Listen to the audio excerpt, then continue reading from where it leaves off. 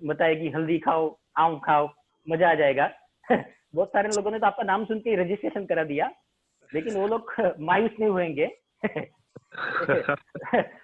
Doctor Ritu Singh, ex principal, Ripu Daman Singh ji, ex principal of Morarji Desai Yogendra research centre, जो हमारे बलवंत राय centre थे, उनके भी डीन थे, हेड थे।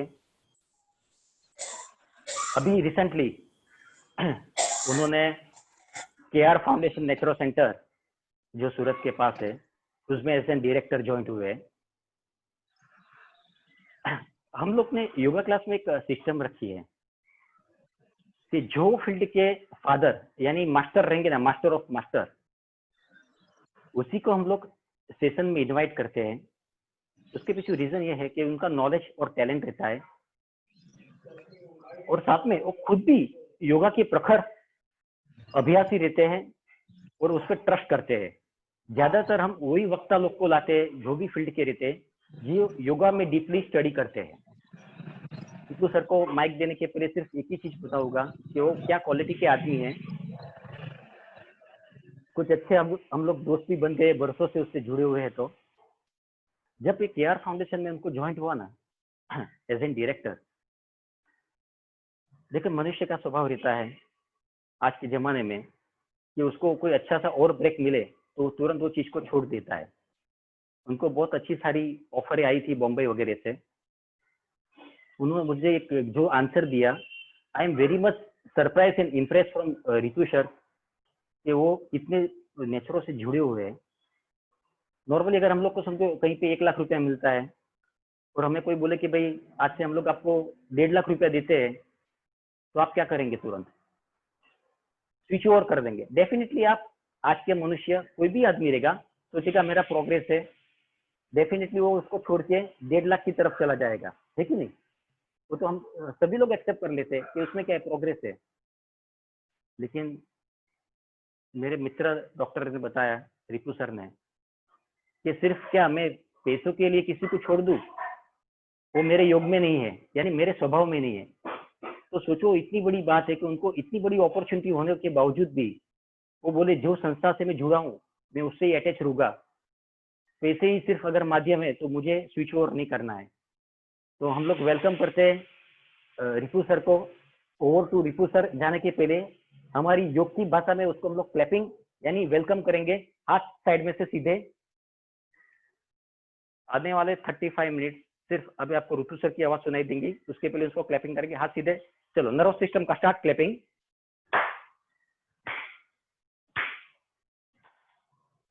रिपु जी, हमारे यहाँ 500 टाइम्स कराने की सिस्टम है, जो भी आते हैं उसका अभिवादन करने के लिए। रिपु सर 100, 200, 300, 400, हल्का सा और ऊपर 400। स्पेशली हमारे लिए सूरत से इतना लंबे से आए सर, तो 500 टाइम तो करना जरूरी है। चलो last time, relax. Over to sir. आपको बहुत सारे सर चेहरे दिखाई देंगे जो आपके नेचुरो सेंटर में भी रेगुलर विजिट करते हैं। Over to sir Ripu Daman sir जी। जी जिनेश जी, बहुत बहुत धन्यवाद आपका। आपने मेरा इतना लंबा परिचय बताया, लेकिन मैं बहुत साधारण व्यक्ति हूँ और छोटा मोटा नेचुरोपैथी और योग का काम करता हूँ। आपके साथी काफी सारे लोग मेरे साथ मिलते रहे हैं। कमलेश भाई भी यहाँ कई बार आए हैं और सुभाष भाई हैं, जयेश सर हैं, तो काफी आप लोगों से जुड़ा हुआ रहा है। और जिनेश भाई ने कहा कि हमारे ग्रुप के साथ एक बार आप आइए, तो मुझे बहुत आनंद हुआ कि आप सभी लोगों के साथ एक बार फिर से मिलने का मौका मिलेगा।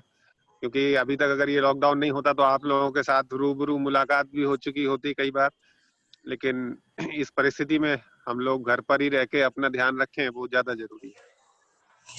तो आज जो आदेश हुआ जिनेश भाई का कि कोरोना के संदर्भ में वैसे तो ज्यादातर चीजें हम सभी लोग जानते ही हैं, फिर भी अगर हम उन चीजों को बार बार डिस्कस करें तो हमें याद आता है कहीं कोई चीज छूट गई हो तो उसका पुनः पालन करना शुरू करें।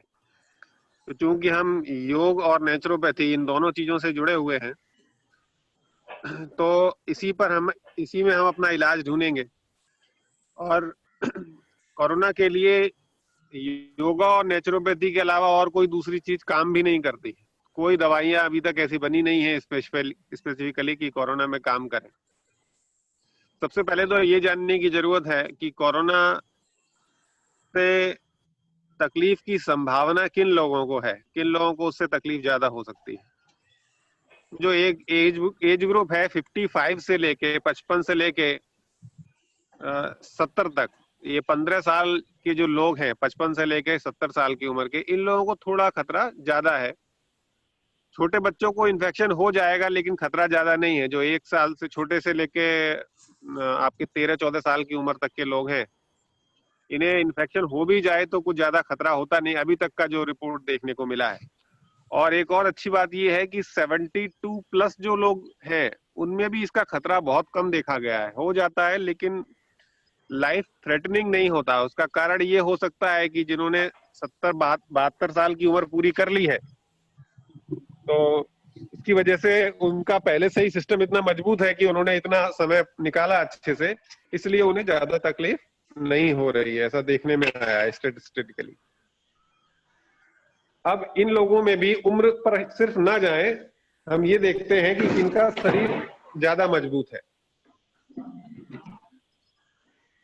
तो जो लोग कफ के रोगी हैं, जिनको कफ की तकलीफ है, मतलब कि जिनको सर्दी खांसी जुकाम, साइनस की प्रॉब्लम, अस्थमा, निमोनिया, ये जिनको हुआ है उनको बहुत समझने की जरूरत है। उनमें ज्यादा चांसेस होता है जल्दी से इन्फेक्शन कैरी करने का, और एक बार जरा सा इन्फेक्शन आया तो शरीर में एलर्जी रिएक्शन बहुत तेजी से चलती है। ऐसा ही बच्चों में है, क्योंकि बच्चों का एक बहुत बड़ा ग्रुप सर्दी खांसी जुकाम या निमोनिया से बार बार पीड़ित रहता है। ऐसे बच्चों को भी सावधानी बरतने की जरूरत है। तो अभी हम सिर्फ कोरोना पर फोकस ना करते हुए हम ऐसा मान के चले हमें शरीर में कोई भी बीमारी हो ही ना, अभी 4-5 महीने तो कोई बीमारी ना हो, सर्दी जुकाम भी ना हो, बुखार भी नहीं आए, कोई भी तकलीफ नहीं हो। क्योंकि कोई भी तकलीफ के लिए डॉक्टर से मिलने अगर जाना पड़ा तो भी रिस्क है, और जरा सी भी तकलीफ है तो आजू बाजू वाले और सब लोग सोचने लगते कहीं कुछ इसको हुआ तो नहीं है। तो जरूरी है कि हमें कोई भी तकलीफ, कोई भी बीमारी नहीं हो।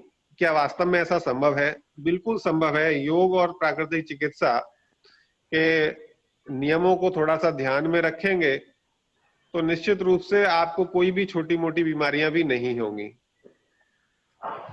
अब खाने पीने में और घर में क्या ध्यान रखने की जरूरत है? सिर्फ खाना ही इम्पोर्टेंट नहीं है, एक्सरसाइज भी इम्पोर्टेंट है।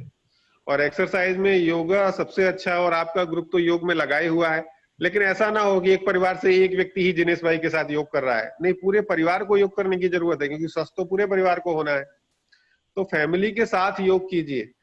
छोटे बच्चे घर में होते हैं, वो तो खूब सारी एक्टिविटी कर लेते हैं, खेलते कूदते रहते हैं, उनका तो फिर भी हो जाता है। लेकिन बाकी जो घर में सदस्य हैं, चाहे महिलाएं हो, बुजुर्ग लोग हो, यंगस्टर्स हो, उन सबको अच्छे से योगाभ्यास करने की आवश्यकता है।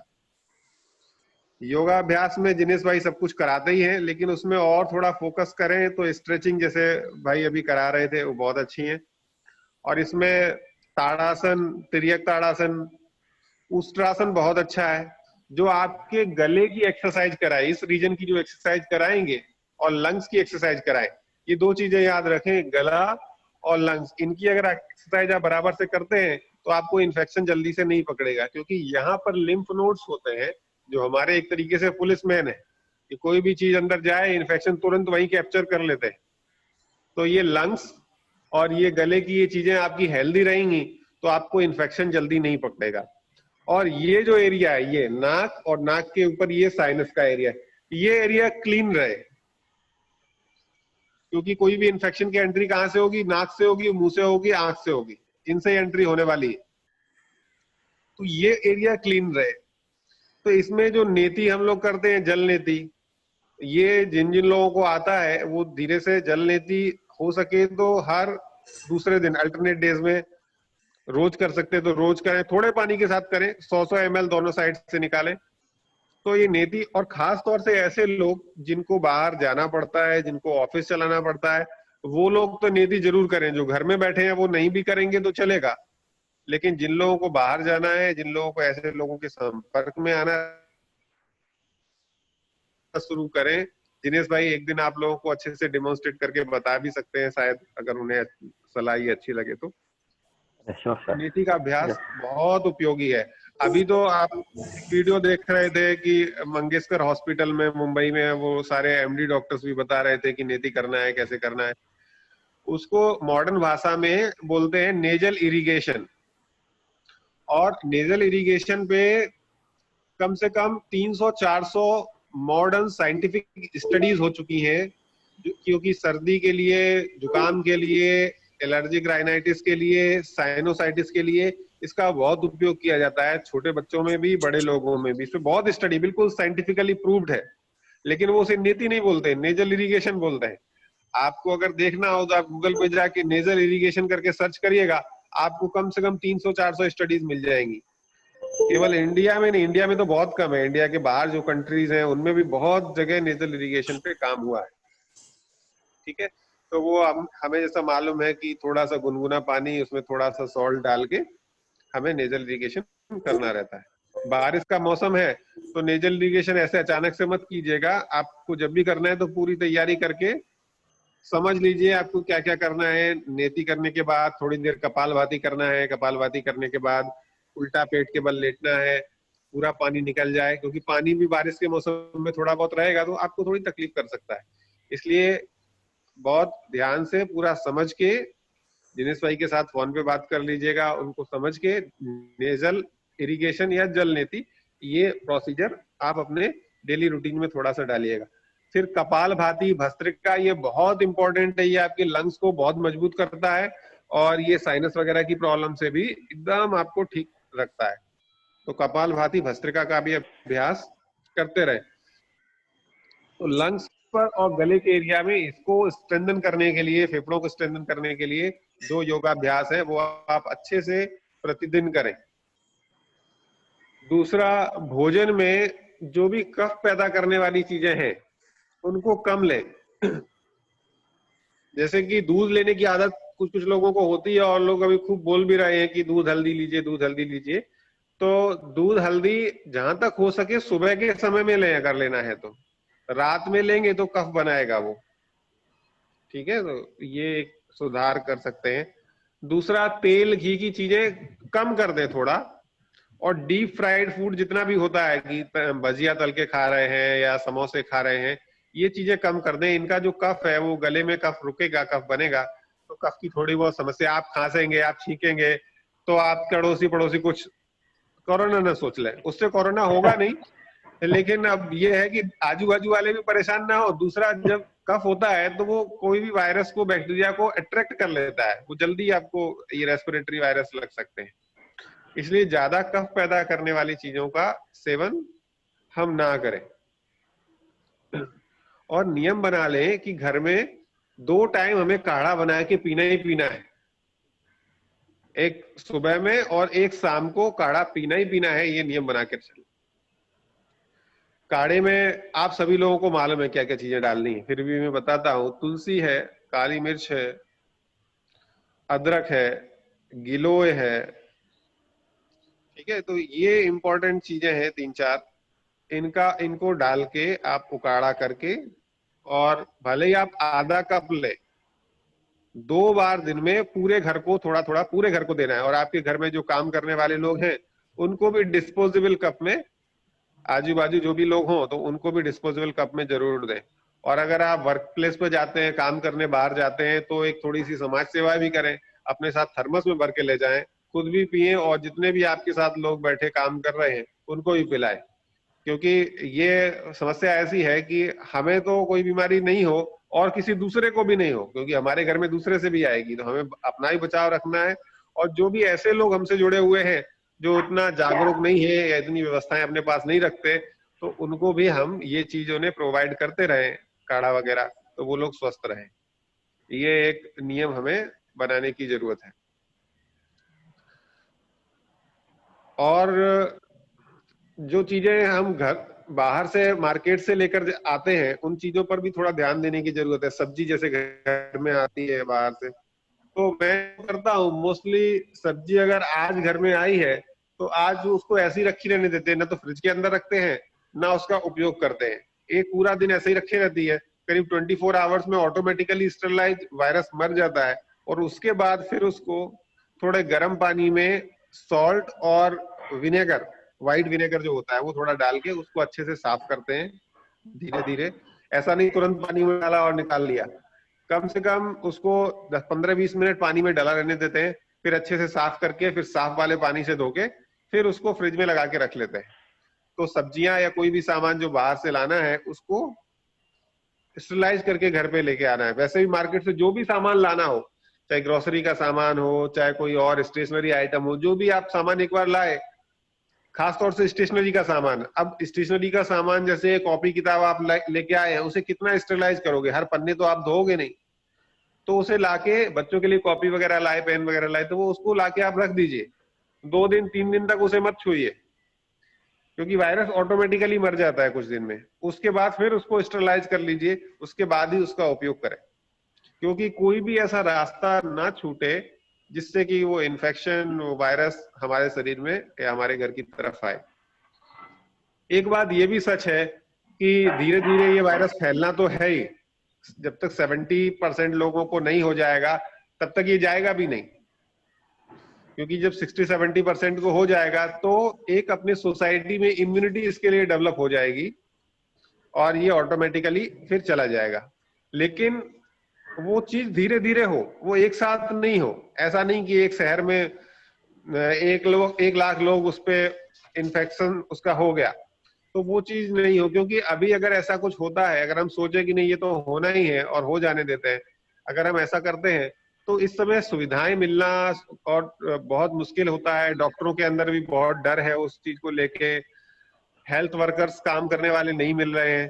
तो ये वर्तमान समय की समस्या है, इसलिए हमें इस इन्फेक्शन से बचने का भरसक प्रयास करना है। ये वायरस और इन्फेक्शन तो रहेगा ही, 1-2 महीने और रहेगा, लेकिन उसके साथ साथ हम क्या क्या करते रहें कि अपना बचाव, जहां तक हो सके अपना बचाव रखेंगे।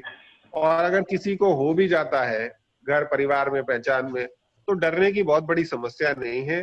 वो वायरस आराम से ठीक हो जाता है, छोटा मोटा बुखार छड़ देता है, छोटी मोटी सर्दी जुकाम जैसा होता है, मोस्टली 101 जैसा ही, 100 से 101 जैसा बुखार होता है और इतने में धीरे धीरे ठीक हो जाता है। एक और बहुत इंपॉर्टेंट बात जो कोई बताता नहीं है कोरोना के इन्फेक्शन के विषय में, हम काढ़ा और इम्यून बूस्टर के पीछे दौड़ते रहते हैं, लेकिन सबसे बड़ा इम्यून बूस्टर पानी है, वाटर। हमारे शरीर में 70% से ज्यादा पानी होता है और ये पानी प्रॉपरली रिप्लेस होना चाहिए। खास तौर से जब भी कोई शरीर में इन्फेक्शन वगैरह होता है तो पानी की डिमांड तो 2 गुनी हो जाती है। तो आप अगर सही मात्रा में पानी पीते हैं तो भी आपको इन्फेक्शन जल्दी से नहीं होगा। अगर आपके शरीर में पानी की मात्रा डाउन हो जाती है तो इन्फेक्शन तेजी से पकड़ता है। जैसा आपने पहले सुना होगा कि पुलिस वालों को, डॉक्टर्स को ये इन्फेक्शन काफी तेजी से पकड़ रहा था। उसका कारण ये था क्योंकि यंग एज में भी है वो लोग, तो बूढ़े नहीं है, वो तो सर्विस में है, तो यंग है, फिर भी उनको इन्फेक्शन पकड़ रहा था। उसका कारण यही है, वो वर्क प्लेस पे होते हैं तो पानी नहीं पी पाते। एक तो उसकी साफ सफाई का इशू है, पीपीई किट वगैरह पहने हुए हैं तो बार बार वो पानी नहीं पीते। पानी नहीं पीते, शरीर में पानी कम हो जाता है। पानी कम होने पर इन्फेक्शन भी जल्दी हो सकता है या चक्कर खाके भी आदमी गिर सकता है। तो ये हमें बहुत ध्यान देने की जरूरत है कि हम सही मात्रा में पानी खुद पिए और सबको बोले कि हाँ पानी सही से पीना है। तो ये चीज हम ध्यान रखें कि हम दिन में करीब करीब 3 लीटर 2-3 लीटर पानी दिन में पीते रहें।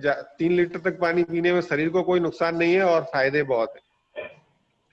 दूसरा, हम जब इम्यून बूस्टर की बात करते हैं, हम जब काढ़ा वगैरह बना के पीते हैं तो जो भी चीजें हम काढ़े में डालते हैं उसमें हमें इम्यून बूस्टर चीजें तो मिल जाती हैं, लेकिन हमें विटामिन सी नहीं मिल पाती है। क्योंकि आप विटामिन सी वाली कोई चीज उसमें डालेंगे भी ना तो उकाड़ने के बाद विटामिन सी खत्म हो जाती है उसमें। तो हमें विटामिन सी एडिशनली लेना है। तो वो हमें कैसे मिलेगी? जो भी हम कच्चे फल खाते हैं मौसमी का रस पीते हैं, पपाया लेते हैं, इन सब में खूब विटामिन सी होती है। और हो सके तो एक नींबू रोज लेना शुरू करें। आप नींबू लेंगे तो नींबू में बहुत अच्छी विटामिन सी है। पानी के साथ एक नींबू, और जो भी सब्जी सलाद वगैरह जो भी आप खाते हैं उसमें थोड़ा थोड़ा नींबू डाल लीजिएगा, तो उसकी विटामिन सी आपको इन्फेक्शन से बहुत तेजी से बचाती रहेगी। बहुत अच्छा काम करता है विटामिन सी। हाँ, जो लोग ऐसे हैं कि जिनको नींबू सूट नहीं करता, नींबू से एलर्जी हो जाती है, तो वो लोग क्या करें कि जैसे पपाया है, उसमें बहुत अच्छा विटामिन सी होता है, तो 300-400 ग्राम या 500 ग्राम पपीता रोज खाने की आदत डाल लें, तो उनको विटामिन सी की जो कमी है, जो नींबू नहीं ले पा रहे हैं, उनकी वो पूरी हो जाएगी। या मौसमी का रस लेना शुरू कर दें। तो ये चीजें आप करेंगे तो आपको बिल्कुल डरने की जरूरत नहीं है। जो भी मसाले हम लोग यूज करते हैं, जो काढ़े में चीजें यूज करते हैं, तज है, काली मिर्च है, ये सब चीजें कैसे काम करती हैं? असल में इनका ऑक्सीजन कैरिंग कैपेसिटी बहुत ज्यादा होता है। ये ब्लड की ऑक्सीजन कैरिंग कैपेसिटी बढ़ा देते हैं। और आपने सुना होगा कोरोना के इन्फेक्शन के केस में क्या होता है कि ऑक्सीजन लेवल जो अपनी बॉडी में, अपने ब्लड में जो ऑक्सीजन लेवल है वो डाउन होता चला जाता है।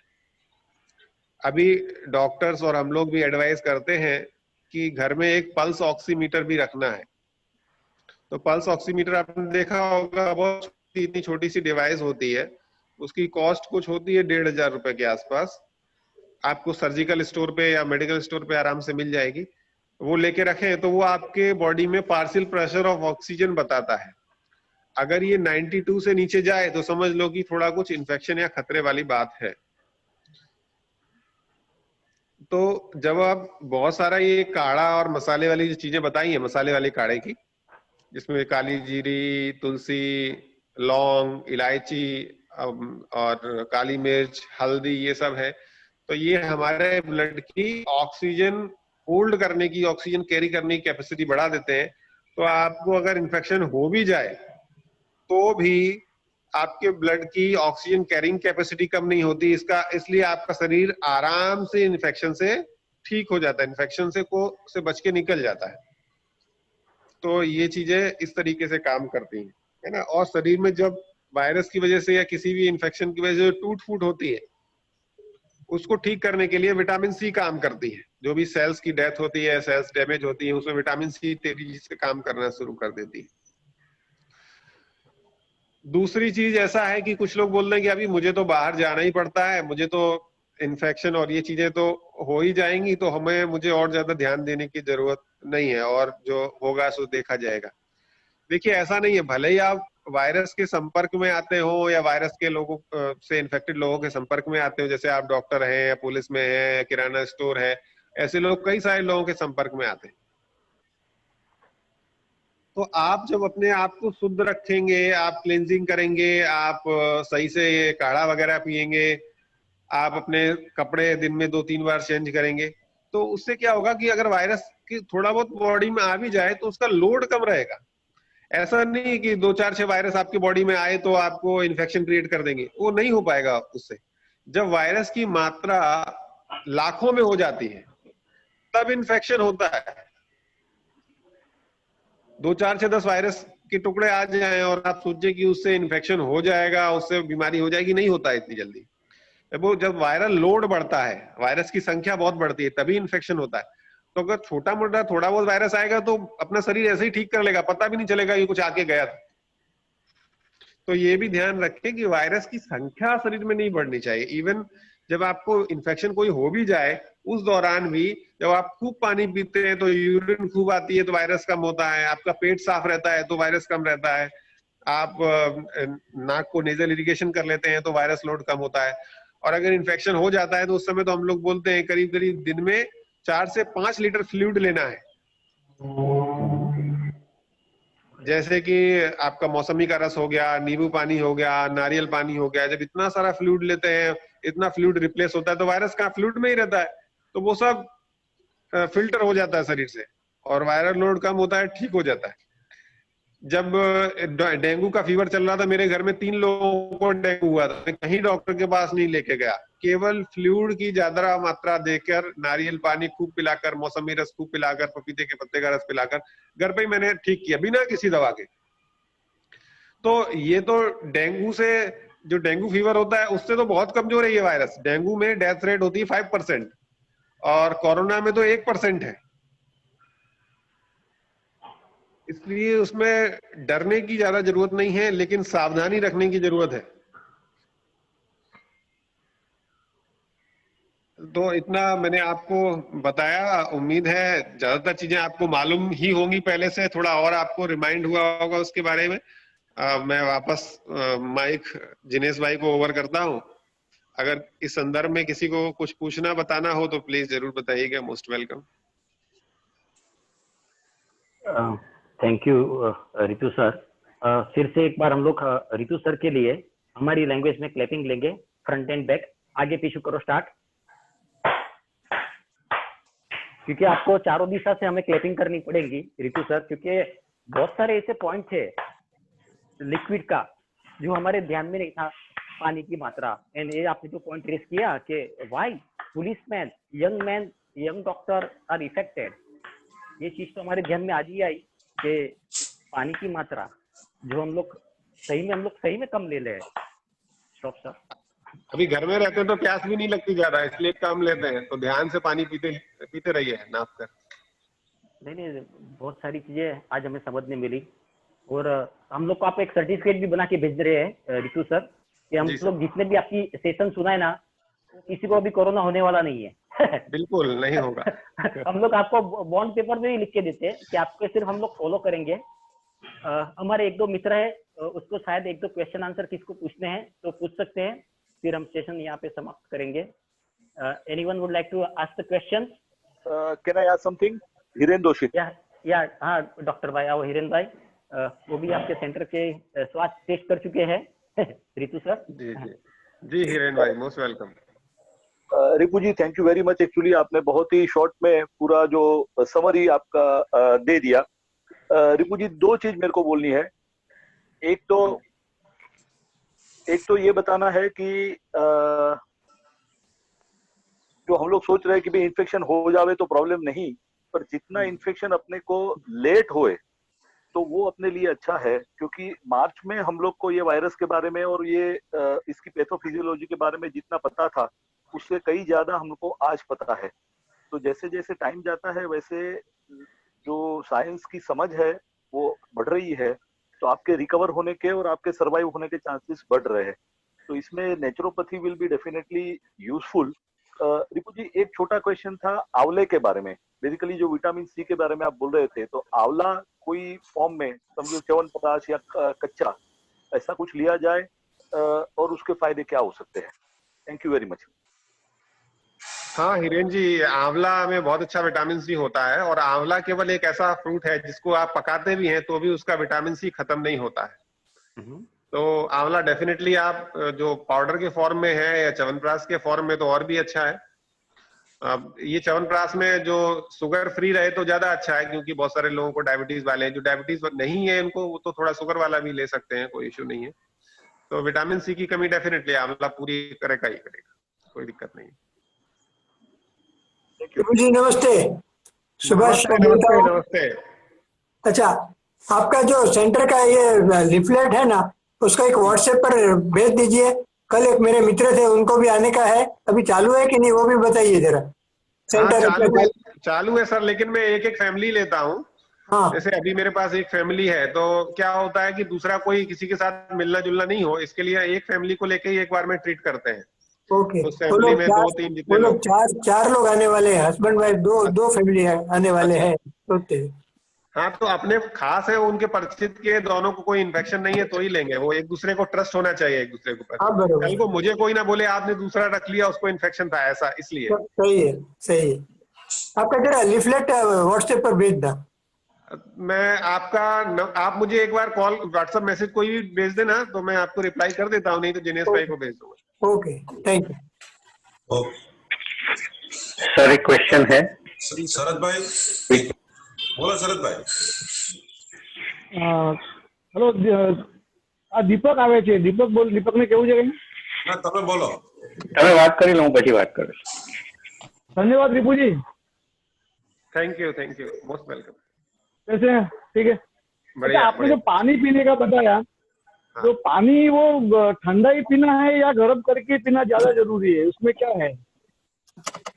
देखिए सर, उसमें ऐसा है कि हमारा शरीर जो है ना, कोई भी चीज को रूम टेम्परेचर पर ही सबसे ज्यादा अच्छा एक्सेप्ट करता है। तो बहुत गर्म पानी या बहुत गर्म दूध या बहुत गर्म कोई भी चीज या बहुत ठंडी कोई भी चीज हमें नहीं लेनी चाहिए। ठीक है, आप बॉईल करके थोड़ा ठंडा कर ले, नॉर्मल टेम्परेचर। नॉर्मल टेम्परेचर का पानी पीना है। ठीक, थैंक यू वेरी मच। हाँ, और किसी को?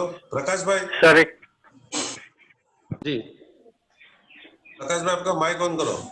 हाँ रिपू जी नमस्ते। जी मेरा क्वेश्चन ये है कि जो काढ़ा में अपन तेजल ना डालते, मसाला डालते, उसमें समझो सूंठ है, मरी है, तो ये सबसे जिसको एसिडिटी का तकलीफ है उसको फिर क्या करने का ऑल्टरनेटिव क्या है? देखिए, जनरली हम जरूरत से ज्यादा मात्रा में डाल देते हैं, तो इतना ज्यादा मात्रा की जरूरत नहीं होती। आप 2-2 चुटकी डालेंगे, उसमें भी काम होता है।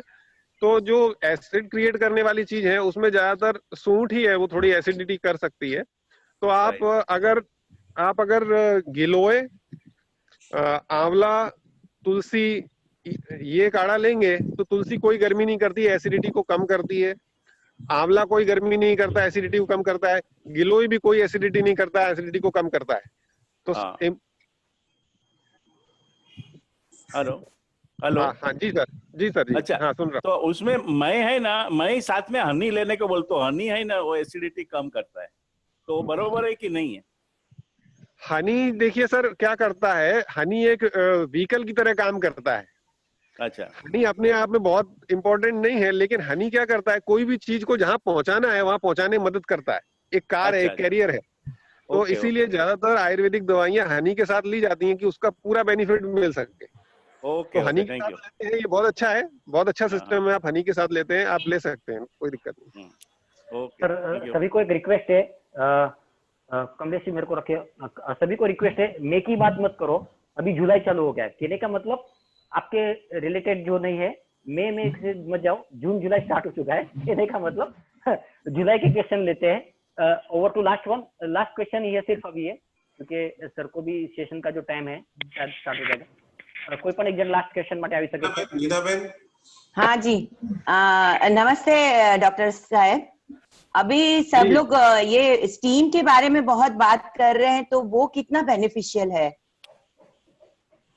ये फेशियल स्टीम तो बहुत अच्छा है। मेन आप फेशियल स्टीम सिंपल भी ले, जरूरी नहीं है कि उसमें आप कुछ मिलाएं। आप सिंपल भी फेशियल स्टीम लेते हैं तो बहुत कारगर है, लेकिन दिन में एक बार ही लीजिएगा। जिनको आंखों की जिनको आंखों में कोई तकलीफ है, वो थोड़ा आंखों को बचा के लेना है। आंखों में ज्यादा हीट नहीं जानी चाहिए, आंखों को ज्यादा हीट वो तो आई पैड डालते हैं हम लोग, पर स्टीम काम देता है ना? डेफिनेटली बहुत अच्छा काम देता है। आपकी नेजल एरिया को, गले को, दोनों को साफ करता है। और उसमें आप चाहे तो थोड़ा यूकेलिप्टस ऑयल डाल के या यूकेलिप्टस की पत्तियां उसमें डाल के कर सकते हैं, वो भी अच्छा रहेगा। आपको कपूर भी डाल के कर सकते हैं। Okay, thank you so much sir. Okay, एक मिनट, एनी क्वेश्चन? રહી જતું હોય, વસવસો ન રહી જાય કોઈને કે હું રહી ગયો? સર એક ક્વેશ્ચન લઉં છું। દીપકને આપો, દીપકને हाँ दीपक भाई, अजवाइन डाल के भी इसकी स्टीम ले सकते हैं पानी में, वो भी बहुत इफेक्टिव है। Okay sir. हेलो रिपू जी, कि मुझे 120 दिन से बहुत सूखी खांसी आ रही है, तो खांसी मिटाने के लिए कोई उपाय है? क्या करना चाहिए मुझे? आप अभी काढ़ा वगैरह कुछ ज्यादा ले रहे हैं? ज्यादा तो नहीं, मैं 2 बार तो ले रही हूँ, थोड़ा थोड़ा। कौन सा काढ़ा लेते हैं, किसका काढ़ा लेते हैं? तज, ब्लैक मरी, हल्दी और लविंग। आप लौंग बंद कर दीजिए इसमें से। ओके। और आप जो है ना, हल्दी और शहद ये मिला के ऐसा चटनी जैसा बना के रख लो, पेस्ट जैसा बना के रख लो। और उसको दिन में 5-6 बार ऐसे जीभ पर लगाते रहो। ओके। और ज्यादा गर्म चीजें मत लेना, बहुत गर्म पानी, मतलब रूम टेम्परेचर पर ही चीजें आप लेना शुरू करो। ओके। कफ वगैरह तो नहीं बनता, सिर्फ सूखी खांसी आती है ना? सूखी आती है और कभी कभी ऐसा हो जाता है कि खांसी इतनी आती है कि थोड़ा सा वॉमिट जैसा हो जाता है। अच्छा अच्छा। तो पित्त जैसा मुझे लगता है कि एसिडिटी शायद होती रहेगी मुझे। हाँ, आप एक काम करना, मुझे मेरा नंबर ले लेना, मुझसे डायरेक्ट बात कर लेना, तो मैं ओपनली सबको नहीं एक साथ बताता हूँ, क्योंकि कोई भी वो ओपिनियन अपने ऊपर ले सकता है, इसलिए आपके लिए ओपिनियन बताऊंगा। हो जाएगा, ठीक है। Thank you so much. हाँ हाँ, ओके। नमस्कार सर, बोलिए। गुड मॉर्निंग डॉक्टर रितु जी। वेरी गुड मॉर्निंग सर जी। बहुत सारे डॉक्टर जो चाइना के डॉक्टर्स या तो बहुत सारे वीडियो जैसे है कि दिन में 3 से 4 बार आप स्टीम लीजिए। जो लोग ज्यादा बाहर जाते हैं उसको तो बोल रहे हैं कि ऑफिस में भी आप स्टीम मशीन रखिए। और चाइना में अभी बोल रहे हैं कि हाईएस्ट वो लोग जो भी एडमिट नहीं होते हॉस्पिटल में, दिन में ज्यादा से ज्यादा स्टीम का यूज करते हैं। अभी आपने बताया कि एक बार, तो उसके लिए कंफर्म करना था whether we can use more time steam 3-4 बार। देखिए सर, ये इसमें ऐसा है कि कोई भी चीज आप बहुत गर्म बहुत ठंडी लेंगे तो कहीं ना कहीं हमारे शरीर की कोशिकाओं को तो नुकसान पहुंचाती है। इसलिए हर चीज मॉडरेशन में ही यूज करना चाहिए, कोई भी चीज एक्सेस नहीं करनी चाहिए। तो इतना ज्यादा नहीं हो कि हमारी अपनी जो नेजल म्यूकोसा है, नाक के अंदर की सेल्स हैं, उनको दिक्कत होने लगे, है ना? तो इस तरीके से दिन में 2 बार मोर देन इनफ है। आप जब बाहर से काम करके आए हैं, बाहर के एक्सपोजर से आए हैं, तब आप थोड़ी स्टीम ले ले तो फाइन है। अब आप रात को सो रहे थे, सवेरे उठ के लग गए स्टीम में, तो कोई मतलब नहीं है उसका। आपका जब लगे कि थोड़ा एक्सपोजर हुआ है, बाहर की डस्ट गई है शरीर में, तो स्टीम से पूरा साफ हो गया, that is well and good. Steam है फिर जल नीति है, दोनों एक जैसा काम कर रहे हैं। तो आप अगर जल नीति भी दिन में 2 बार कर रहे हैं, स्टीम भी आप कर रहे हैं, तो कोई मतलब नहीं। कोई भी एक चीज आप अडॉप्ट कर सकते हैं।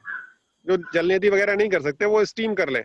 और भी तरीका है, जल नीति नहीं भी कर सकते तो ऐसे अपने अंजलि में पानी लीजिए, अंदर खींचिए नाक में, और फिर स्नीज आउट कर दीजिए। ऐसा 3-4 बार कीजिए तो नेजल म्यूकोसा अपने आप क्लीन हो जाएगी।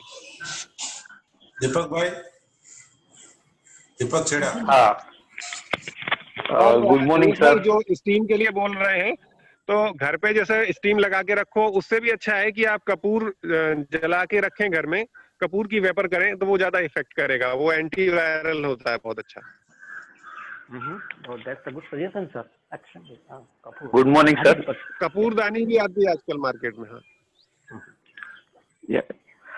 Very good morning sir, and thank you very much for your valuable information.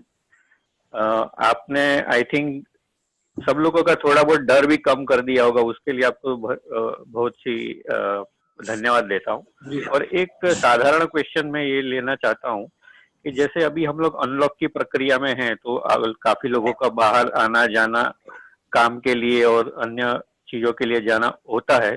तो जब हम लोग घर में आते हैं तो अपने आप को सबसे पहले क्लीन करना है। जैसे आपने बोला कि दिन में 2-3 बार कपड़े भी बदल लीजिए, तो उसके साथ में जब हम लोग बाहर से काफी एक्सपोजर के बाद जब घर में आते हैं, तो क्या हमें सर से लेके पाँव तक अच्छे से साबुन से, पानी से नहा लेना चाहिए सभी को for safety? Is it more advisable in this unlock situation?